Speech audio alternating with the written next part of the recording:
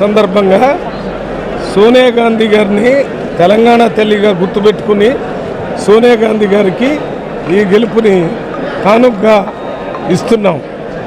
వారి వల్లనే తెలంగాణ రాష్ట్రం వచ్చింది. వారి వల్లనే వాళ్ళ తెలంగాణలో ఇన్ని సీట్లు గెలవటం కూడా జరిగిందని నేను పూర్తిగా నమ్ముతున్నాను. ఈ ఎన్నికల్లో నాగర్ కర్నూలు పార్లమెంట్లో గెలిచినటువంటి 5 ఎమ్మెల్యేలు, 2 ఇన్ఛార్జ్ ఎమ్మెల్యేలు, వారితో పాటు కాంగ్రెస్ నాయకులు, కార్యకర్తలు చాలా కష్టపడి పనిచేశారు. వారందరికీ నా హృదయపూర్వక ధన్యవాదాలు. అదే రకంగా ఓట్లేసినటువంటి ప్రజలందరికీ నా పాదాభివందనాలు తెలియజేస్తున్నాను. ఎందుకంటే నేను ఎప్పుడో 25 సంవత్సరాల కిందట నాగర్ కర్నూలు పార్లమెంటుకి ఎంపీగా పనిచేశాను. మళ్ళీ ఇప్పుడు వచ్చి పోటీ చేసినా కూడా నన్ను గెలిపించినందుకు వారికి ప్రత్యేకంగా ధన్యవాదాలు తెలియజేస్తూ ఈ రోజు నుంచి నాగర్ కర్నూలు నాకు దేవాలయం. నాగర్ కర్నూలులో ఉన్న ప్రజలు దేవుళ్ళు. ఆ నాగర్ కర్నూలు దేవాలయానికి నేను ప్రధాన పూజారిని. ఆ పూజారి ఏ రకంగా ప్రతిరోజు గుడికి ధూపదీప నైవేద్యాలు చేసి మరి ఆ పరిశ్రమ చేస్తుంటాడో అదే రకంగా నేను కూడా ఎక్కడున్నా కానీ నాగర్ కర్నూలు ప్రజల అభివృద్ధి సంక్షేమ కార్యక్రమాలను చూస్తుంటాను. ఇంకొకటి ఏంటంటే ఇప్పటి నుంచి కాంగ్రెస్ పార్టీకి సంబంధించిన విషయాల్లో మాత్రం నేను కాంగ్రెస్ పార్టీ తరఫున పనిచేస్తాను.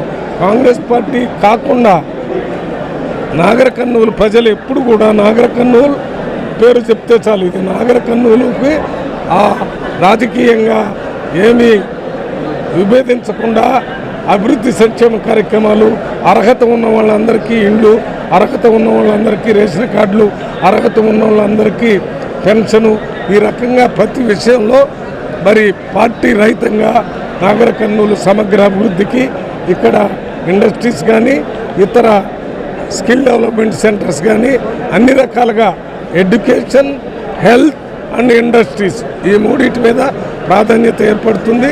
రైల్వే లైను, నేషనల్ హైవే ఈ రెండింటి కూడా తీసుకున్నటానికి నేను కృషి చేస్తానని మాటిస్తున్నాను. 77 వచ్చింది కదా. ఇప్పుడు మెజారిటీ 77,000